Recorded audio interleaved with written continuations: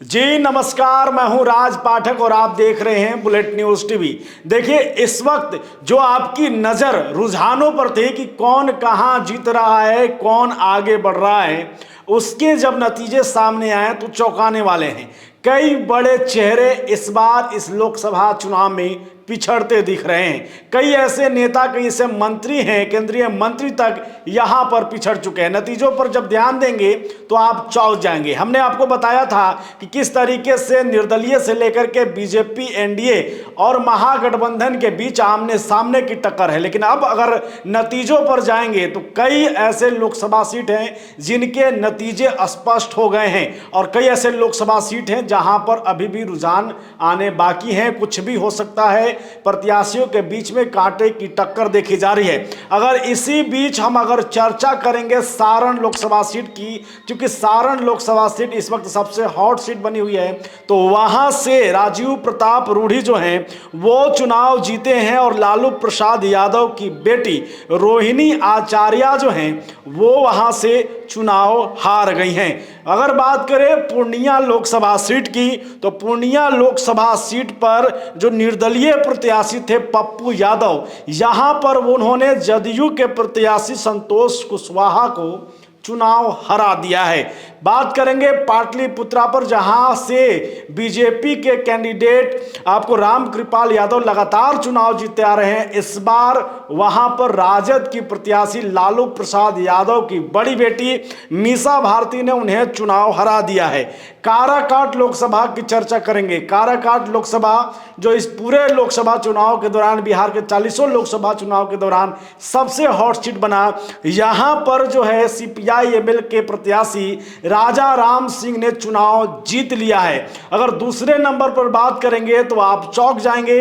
दूसरे नंबर पर निर्दलीय प्रत्याशी पवन सिंह करीब 2.5 लाख वोट के साथ दूसरे नंबर पर है। वहीं तीसरे नंबर पर जो है उपेंद्र कुशवाहा जो कि एनडीए से थे वो चले गए हैं। आगे बात करेंगे औरंगाबाद लोकसभा सीट की। देखिए, औरंगाबाद लोकसभा सीट पर भी बीजेपी का लगातार 2 बार से कब्जा था और इस पर यह स्पष्ट दिख रहा था कि यहां भी कांटे की टक्कर है। और इस बीच राजद के जो प्रत्याशी हैं अभय कुशवाहा, उन्होंने यहां पर बीजेपी के प्रत्याशी सुशील कुमार सिंह को चुनाव हरा दिया है। अब बात करेंगे गया लोकसभा सीट की। देखिए, जीतन राम मांझी हम पार्टी के संरक्षक हैं। जीतन राम मांझी जो इससे पहले कई लोकसभा चुनाव लड़े और वहां से हार का सामना उनको करना पड़ा, लेकिन इस बार एनडीए की तरफ से वो चुनावी मैदान में आए और उन्होंने राजद के प्रत्याशी पूर्व मंत्री विधायक कुमार सर्वजीत को जो है वो चुनाव हरा दिया है।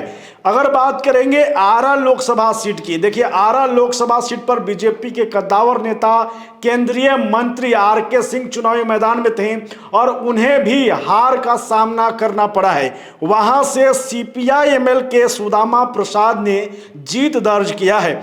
आगे चलेंगे तो उजियारपुर लोकसभा सीट पर जब नजर डालेंगे तो वहां पर केंद्रीय मंत्री नित्यानंद राय फिर से एक बार जीत की हैट्रिक लगाते दिख रहे हैं। और अगर बात करें तो आलोक मेहता पूर्व मंत्री और राजद के विधायक कद्दावर नेता वो वहां पर चुनाव हार चुके हैं। बक्सर लोकसभा सीट पर जाएंगे। बक्सर लोकसभा सीट भी काफी चर्चा में इस पूरे चुनाव के दौरान में रहा और यहां पर जिस तरीके से बीजेपी ने अश्विनी चौबे का टिकट काट करके मिथिलेश तिवारी को उम्मीदवार बनाया, वो फैसला गलत होता दिखा और यहां पर राजद के प्रत्याशी सुधाकर सिंह चुनाव जीत चुके हैं और दूसरे नंबर पर जो है वो बीजेपी के प्रत्याशी मिथिलेश तिवारी सामने आए हैं। हाजीपुर चलेंगे। हाजीपुर में चिराग पासवान पूर्ण बहुमत के साथ, यूं कहेंगे प्रचंड बहुमत के साथ वहां पर चुनाव जीते हैं। उन्होंने राजद के प्रत्याशी श्रीचंद्र राम को जो है वो चुनाव हराया है।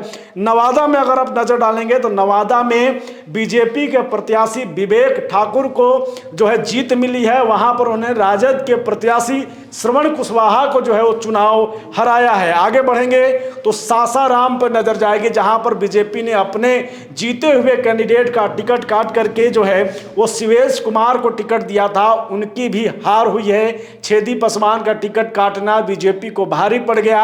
वहां से कांग्रेस के उम्मीदवार मनोज कुमार जो है चुनाव जीत चुके हैं। वहीं अगर बात करें बेगूसराय की, तो बेगूसराय से पूर्व केंद्रीय मंत्री बीजेपी के प्रत्याशी गिरिराज सिंह चुनाव जीत चुके हैं और उन्होंने जो है अवधेश राय को चुनावी मैदान में जो है पटखनी दी है। CPI-ML के कैंडिडेट वो थे। महाराजगंज में जाएंगे, नजर डालेंगे।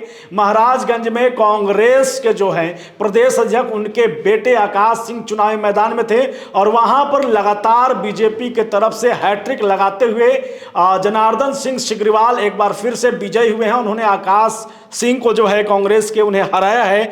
बात करेंगे मुंगेर लोकसभा सीट की। इस चुनाव में जब अनंत सिंह बाहुबली नेता बाहर आते हैं उसके बाद चर्चा काफी तेज हो जाती है। तो अगर उन पर नजर डालेंगे मुंगेर लोकसभा सीट पर, तो वहां से एक बार फिर से जो है जदयू के आपको राष्ट्रीय अध्यक्ष रह चुके ललन सिंह फिर से एक बार बाजी मारते दिखे और उन्होंने जो है वहां से अनीता देवी को जो है वो चुनाव हरा दिया है। अगर बात करेंगे शिवहर लोकसभा सीट की, शिवहर लोकसभा सीट पर लवली आनंद जो है वो जदयू की लवली आनंद चुनाव जीत चुके हैं। और अगर बात करेंगे तो राजद के रितु जायसवाल जो है वहां से चुनाव हार चुकी हैं। लगातार अपडेट आ रहे हैं, लगातार प्रत्याशियों के भाग्य का फैसला अब हो रहा है। देखिए लगातार सुबह से हम आपको अपडेट देते रहे हैं, लगातार अपडेट दे रहे हैं जहां पर जो नतीजे सामने आए हैं। एग्जिट पोल जिस तरीके से बिहार से लेकर देश भर में किया गया था एनडीए के पक्ष में, बिल्कुल उसके उलट जो है वो बहुमत दिख रहा है और इसी का परिणाम ये है कि बिहार में भी एनडीए जो है पिछड़ता दिख रहा है। अगर बात करेंगे बिहार में 40 लोकसभा सीटों की हाल को जानेंगे तो यहां पर जो है 30 लोकसभा सीट पर इस वक्त एनडीए जो है वो बढ़त बनाते हुए दिख रहा है, जिसमें 3 लोकसभा सीट पर स्पष्ट तौर पे जो है वो आधिकारिक रूप में वो जीत दर्ज कर ली है। वहीं पर अगर राजद की बात करें, महागठबंधन की बात करें, तो 9 लोकसभा सीट ऐसे हैं जहां पर राजद और इंडिया गठबंधन के जो कैंडिडेट हैं उनकी जीत तय हो गई है। अगर निर्दलीय की बात हमने कहा, निर्दलीय से पप्पू यादव पूर्णिया से अपनी सीट बचाने में कामयाब हो गए हैं और तीसरी बार निर्दलीय के तौर पर पप्पू यादव वहां से चुनाव जीत गए हैं। तो ये ओवरऑल बिहार में इस वक्त की स्थिति बनी हुई है। लगातार आपको अपडेट दे रहे हैं कि बिहार में जो है वो एनडीए कितने सीटों पर रुक गई, अब जदयू को कितने सीटें आई और यहां तक कि महागठबंधन तेजस्वी यादव का जो प्रयास रहा वो कितना सफल हो पाया। लगातार हम आपको अपडेट देते रहेंगे। बने रहिए हमारे साथ, देखते रहिए हमारा एक खास कार्यक्रम। बहुत धन्यवाद।